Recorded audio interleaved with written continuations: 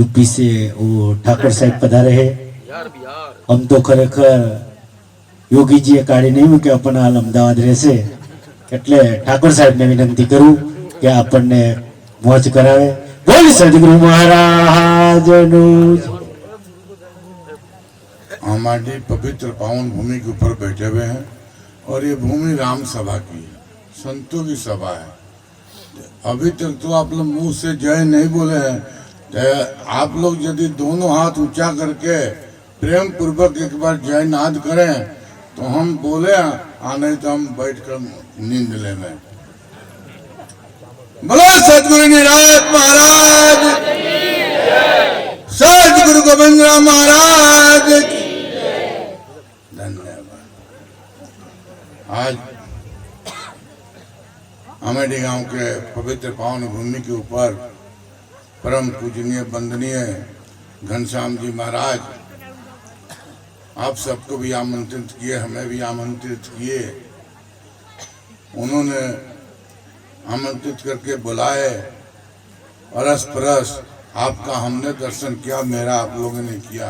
मगर ऐसे महापुरुषों को यदि मैं चाह कर भी दर्शन नहीं कर सकता, वो आज घनश्याम महाराज एक जगह ही बैठे बैठे हमको दर्शन करा दिए। जैसे उपकल निवासी परम पूजनीय ब्रह्मनिष्ठ क्षत्रिय पुरानाम जी महाराज, सनौदा गादीपति श्री परम पूज्य भरतराम जी महाराज, उड़ासन तपुराम जी महाराज, हमारे इष्ट देव सदगुरु, हमारा उनका जनक वाली और अष्टावक्र वाली हाल है।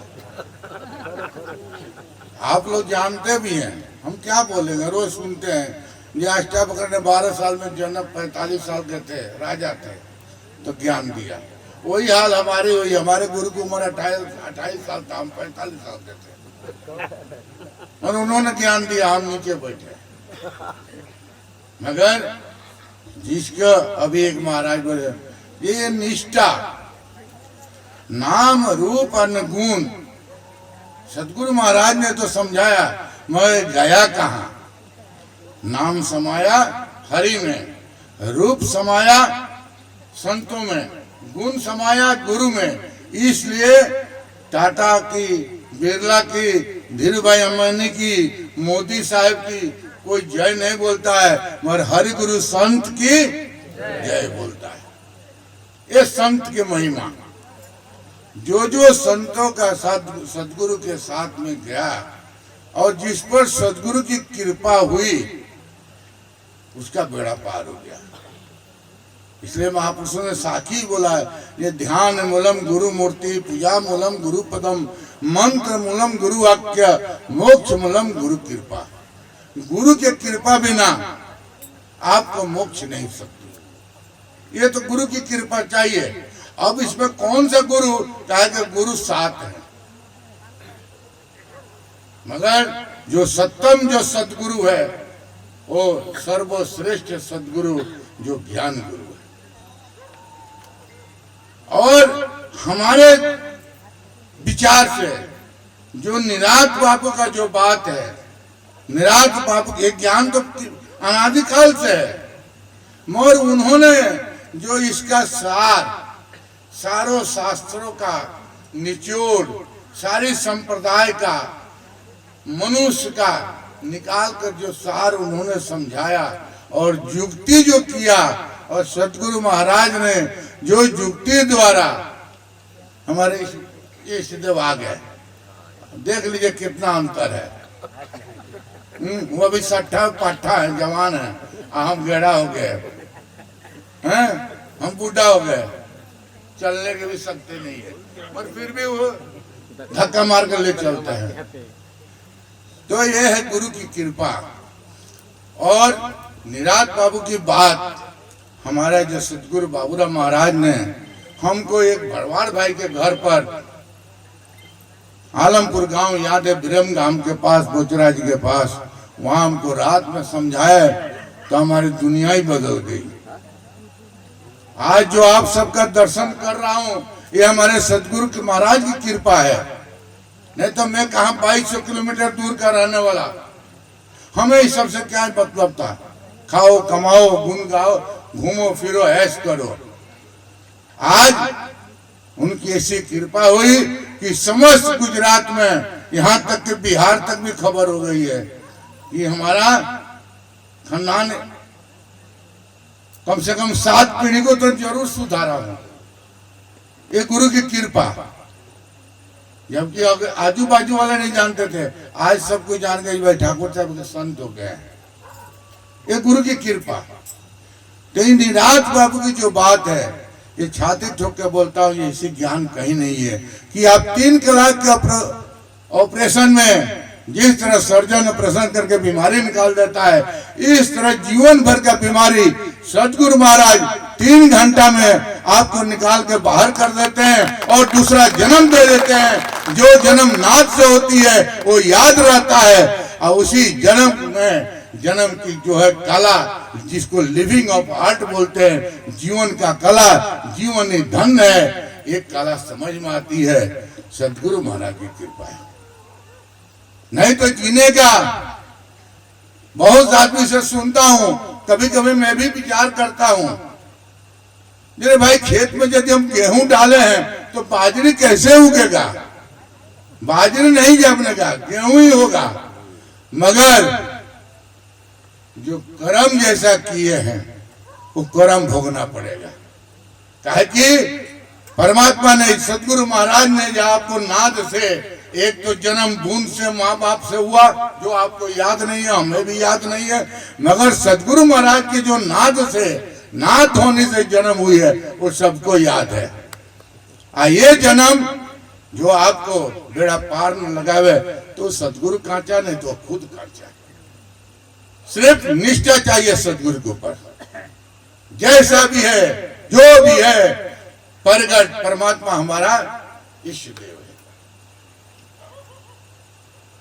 कहे कि गुरु की कोई नाती जाति स्त्री पुरुष कुछ नहीं, सतगुरु का विश्व का एक है, जिससे संसार चल रहा है और चलता रहेगा। क्योंकि कोई जगह नहीं सतगुरु बिना खाली है, उसकी सब जगह छाया पड़ी हुई है। जिस तरह वृक्ष का छांव फैल जाता है और ठंडी में गर्मी में अपने वहां जाकर शरण लेते हैं, उस तरह सतगुरु का छांव है। सतगुरु के छांव में चले जाओ तो ठंडक ही ठंडक रहेगा। ये सतगुरु की कृपा है। हम आशा करते हैं कि यदि आप लोगों को एक भी हिंदी का शब्द समझ में आई हो तो एक बार दोनों हाथ ऊंचा करके जय बोलो, तो मेरे को विश्वास है ये एक शब्द तो उतरा, नहीं तो बोलना व्यर्थ है।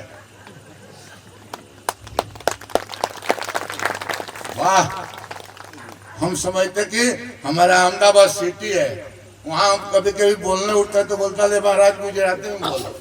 अब मेरे को गुजराती आती नहीं, बोलू कहां से? मगर आज हमें खुशी हुई कि यहाँ पर है कि हिंदी ऐसी भाषा है कि आजकल फॉरेन तक चलता है, राष्ट्र भाषा है। अभी 2 दिन पहले हमारी और गुरु की हमेशा थोड़ा टचिंग होती रहती है, ताकि यदि गाड़ी में सर्विसिंग नहीं होगा ना तो हो सकता है जब कहीं ब्रेक फेल हो जाए, कभी कुछ हो जाए। एक बैठे बैठे बात याद हुई कि भाई भारत माता की जय। तो मेरे विचार में आया कि भारत माता की जय नेता भी बोलते हैं, हम भी बोलते हैं, संत भी बोलते हैं, स्कूल में टीचर भी बोलता है, स्टूडेंट भी बोलते हैं, और भारत माता कोई माँ तो है नहीं, भारत तो सबका बाप है, तो माँ कैसे हुई?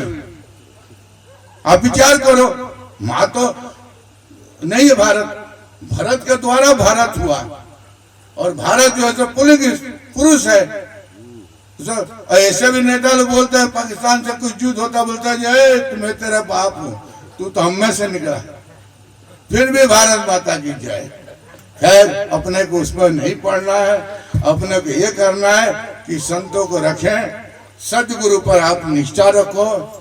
काहे कि निष्ठा हम कोई किसी को बोलते नहीं, काहे कि हमें याद है कि राम के सभा में रावण नहीं बैठ सकता। ये जितनी सभा है, मेरी नजर जहां तक जा रही है, ये सब इसमें राम ही बैठे हैं। कहे कि राम के सभा में रावण आ नहीं सकता है, और यदि चुपचाप कहीं भेष बदल कर आएगा तो टिक नहीं सकता है, वो भाग जाएगा। इसलिए आप सब गुरुमुखी हो, और ऐसे महान पुरुष के हमारे समय से निरात में 2 महापुरुष को मैंने चुना, अभी तीसरे बाकी लोग चल रहे हैं। अभी एक वाणी महाराज गाए थे, प्रभात महाराज, और एक सनोदा गोविंद महाराज। बहुत दिन पहले में याद था, एक जगह झिंडवा ऐसे गांव में हम गए थे बहुत दिन पहले। महाराज खटिया पर सो रहे थे, हमारे गुरु महाराज बोले ये है गोविंद महाराज, पतला दुबला हाइट था। सब लोग चले गए खाने पीने के लिए, मैं बैठा रहा। मैंने प्रश्न किया, गुरु महाराज, बस गुरु महाराज इतना ही बोले, मैं गुरु को सेव, हम समझे नहीं। बोले बापू क्या बोले? बोले गुरु की सेवा करो। बस मेरा ये कहना है कि जो भी आपका सदगुरु हो, जैसा भी हो, मगर वो अपना परमात्मा है, उसकी निष्ठा पर सेवा कीजिएगा। इतना कह अपने वाणी को विराम देते हैं। सिग्नल हो गई है, लाल बत्ती जल गई है। बोलो सदगुरु महाराज की। ठाकुर साहब ने उठाली थी बधाओ।